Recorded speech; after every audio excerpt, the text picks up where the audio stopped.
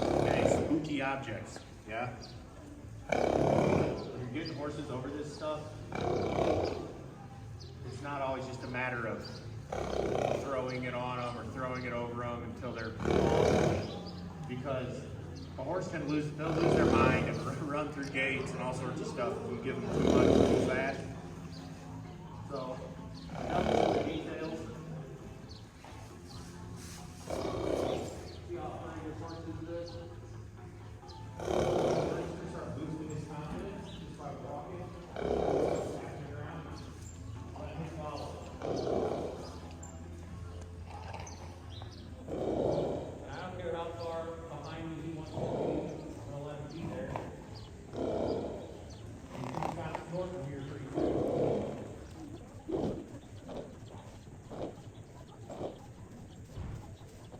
Snorting starting to die down, let's start to get a little bit of confidence.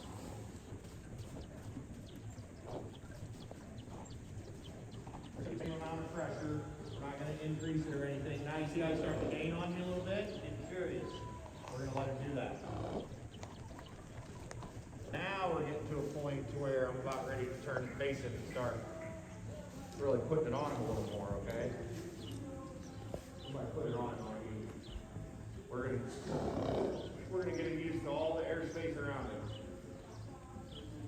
Start one side at a time. Make sure your lead is short enough where if the horse freaks out, you can step in there and move his hindquarters away, okay? You don't want to get kicked. You don't want to get struck. That's why we've already taught this horse to back up, okay? So we can control this narrative here. Right there. Felt like you got a little more used to it. Give them a second, come back and right there. We can start increasing the pressure. There.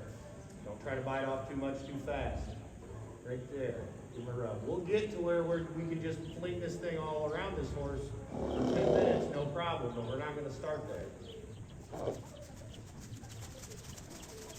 1, 2, 3, 4, 5, 6, 7, 8, 9, 10. 10's a good number. Now make sure when you pet him, he's looking at you.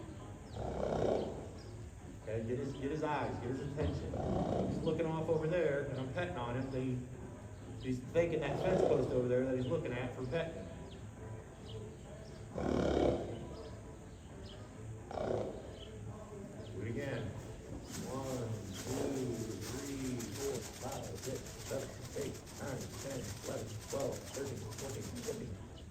Now, he wasn't very calm, but he stood there and didn't move his feet. The extreme calmness, that's going to come later. You're not necessarily going to get that in the first 2 or 3 days. But as long as he's not moving his feet, that's all I care about. Everything else will follow. 1, 2, 3.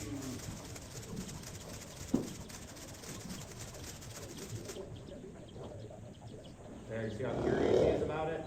I'll let him do that. I'll let him touch it. Now, he touched himself to that. I didn't touch that to him.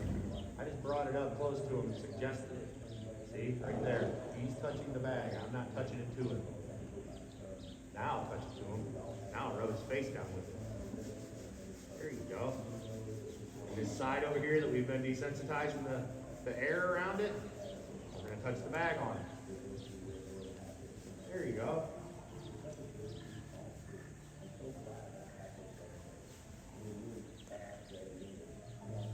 You can't even get it used to, if you can't get them used to it being around them, then you're not going to get them used to it touching them. You might even not be able to touch them with it right away without them losing their mind and running backwards into a fence or something crazy. So we just slowly build the pressure. Just like if you're trying to soften a horse, we're just trying to dull this horse. Dull him up to this bag. Desensitize him to the bag. Keep his nose tipped towards you. If he looks off that way, and this stick comes over to the other side of his back, and he spooks, he can spook right over the top of me. So I want to keep his nose bumped this way and stay on this side of his spine.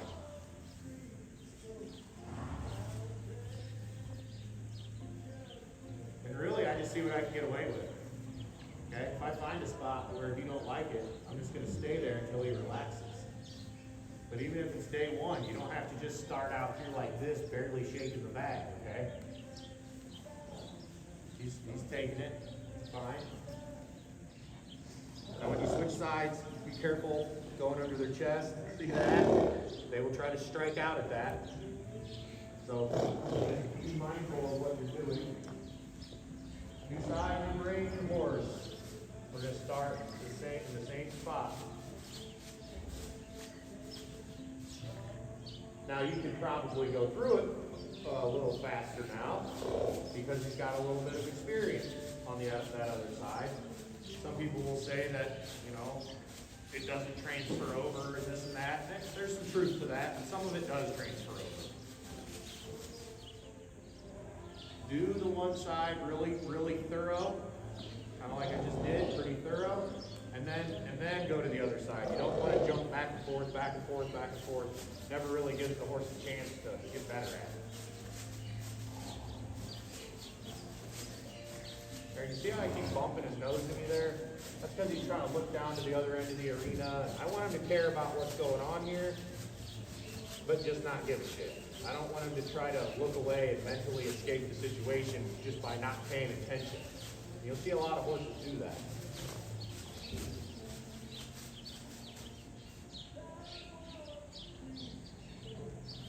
A little bit more aggressive here.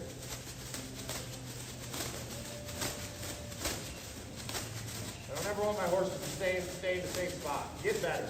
You're going to get better, or you're going to show me something that you need worked on, or something. But I want to move forward. I don't have 3 weeks to do groundwork. I got about 3 days.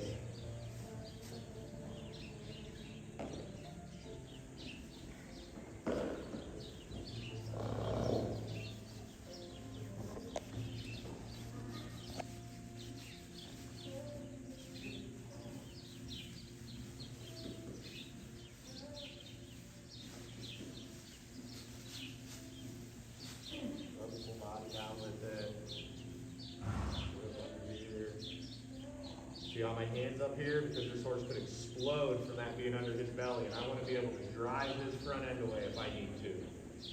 Okay? That's why this hand's up here like this.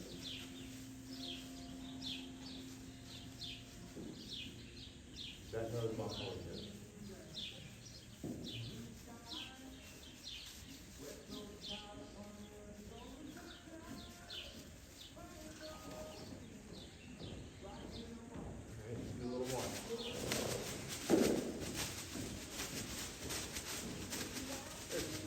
Now that he moves, so if he moves, like if he takes a step, you're going to match his step for step. If he takes a step, I'm going to take a step in. Does that make sense? Because horses are very aware of space.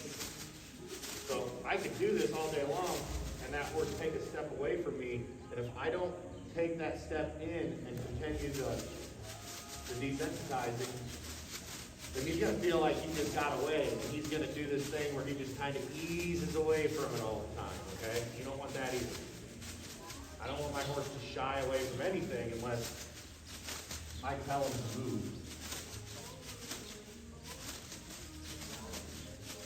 Just like that. Do that. Spot. We're just going to keep following. Now, if this goes on too long, I might back the pressure off a little bit, but I'm going to stay in the same space. Okay? Trying to block it with his head a little there. My arm going. Right there.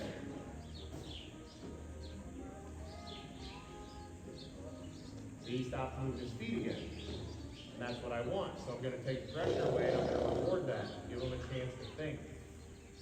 The bigger the problem, the bigger the reward I give. If it takes me 5 minutes of following him around the arena, flapping his bag for him to finally quit moving, I'm not just going to give him a 2-second break and go back to it. I may give him a 2-minute break, or a 30-second break, or a 15-second break.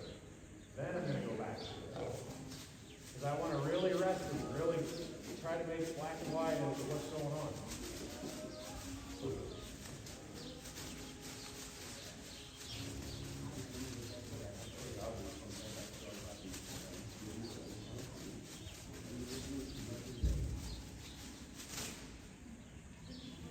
Let's do a little bit down here now. Try to get him right. I'm going to come up to his chest here. I'm going to make sure to keep good spacing. If he strikes at it, like that. I'm just going to run it really good. Make it an enjoyable thing for him. I'm going to try to bring it up under his neck. It really doesn't matter what side you do it from. I'm going to try to bring it up under his neck. Pull it just like that and pull it away. Back in. Pull it away. So anytime you approach a horse with a spooky object, and then you take it away, that's the opposite of what a predator does. A predator's never going to go up to its prey and then move away. It's going to go in for the kill, and that's going to be the end-all, be-all of the situation. And that's what the horse thinks is going to happen. This thing's going to get me. That's what he's thinking. I'm just showing him. This thing ain't going to get you. Look, we're going to come, we're going to say hi, and then we're going to leave. We're going to come, we're going to say hi, and then we're going to leave. You got to remember, these horses are standing in their stalls or out in pasture or whatever. Not a whole heck of a lot of stimulation compared to somebody flapping bags and stuff around their head. And if you do this type of stuff right, the horses enjoy it.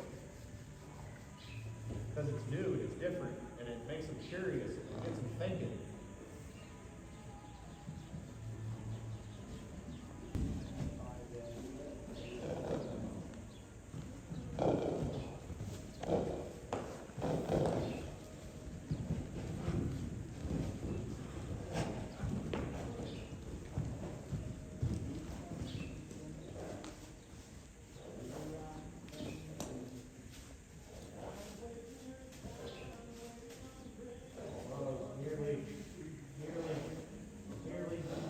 Nearly.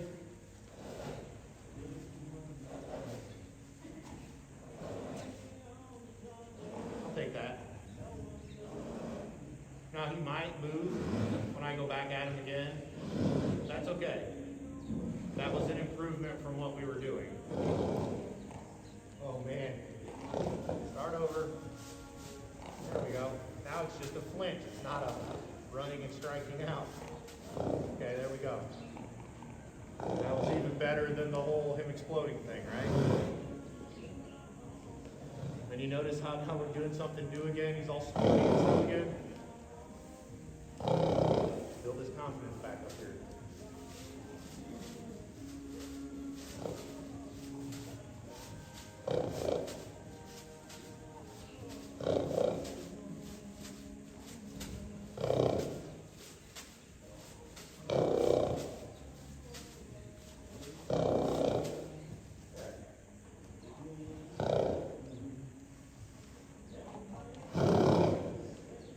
People ask, well, how does your horse know that he's not supposed to move or go somewhere? Because I'm not telling him to. I'm not putting pressure behind his ears and sending him forward. Okay? Let's see how that sends him forward? I'm not doing that. And as long as I'm not doing that, he can move sideways, he can move backwards. He just can't move forwards over the top of me.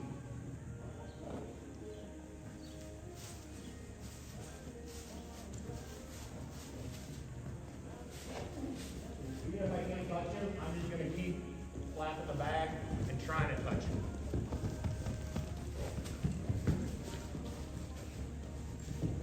And I'm not trying to hold him. See how I'm bumping his head to me and then I'm giving him slack back in that line? There. Just like that. There.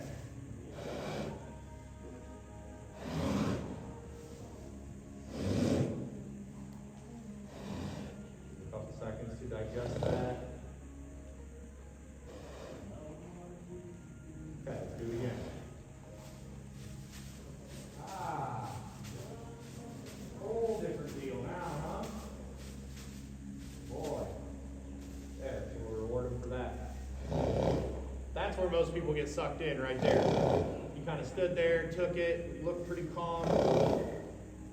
And then they want to stay in there and do it for 20 minutes straight until the horse explodes again. And they just ruin their window of opportunity for stopping. Okay? You gotta know when to stop and when to keep going. And you do that by counting the amount of times you actually flap the bag on it.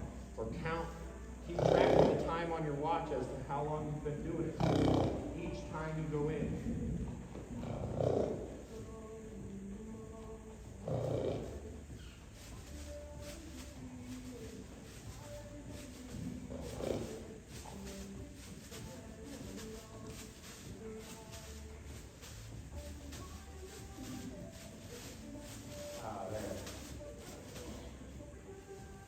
Already rubbed it down. Now we'll reward him with a rub down of it.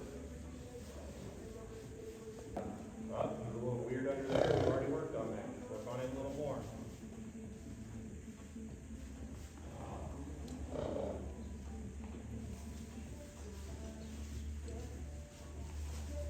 Same thing. Now I will keep in mind how hard he spooked on that first side. So on this side, if I get 1 or 2 flaps out of him without him losing his mind, I'm going to reward him so I can build off him. You can do it either way. You can make them lose their mind and keep following them around until they stop moving their feet. Or you can start off with such a low amount of pressure that they never get to that point and you build them up to it. Okay? Either way works just as well. It's just most people aren't very good at gauging that original pressure.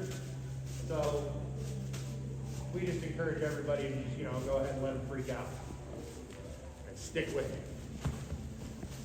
Because you're not always going to get away with looking so crazy and then not do it.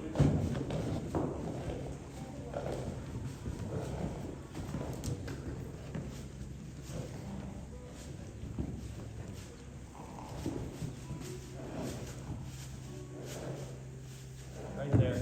That's okay. I don't like that he struck at it, but he stopped moving his feet, okay?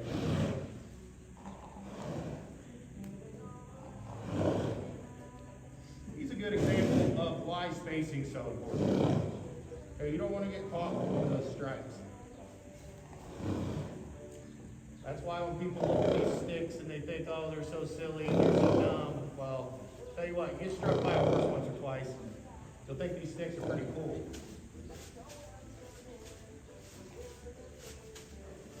There we go.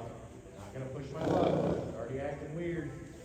Now, we'll really be standing off to the side of this horse doing this. But I know there's also a lot of backup. Okay.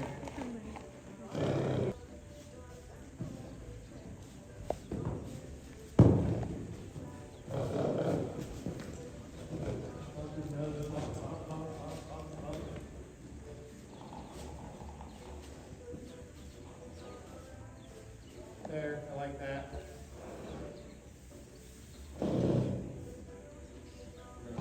Take that pressure away. You got to back up here. Give them some space. Maybe soak that up.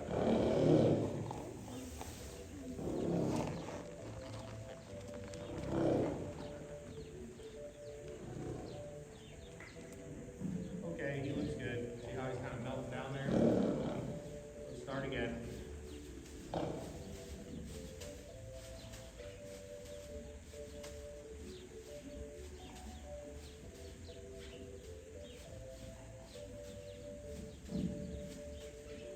There, I like that.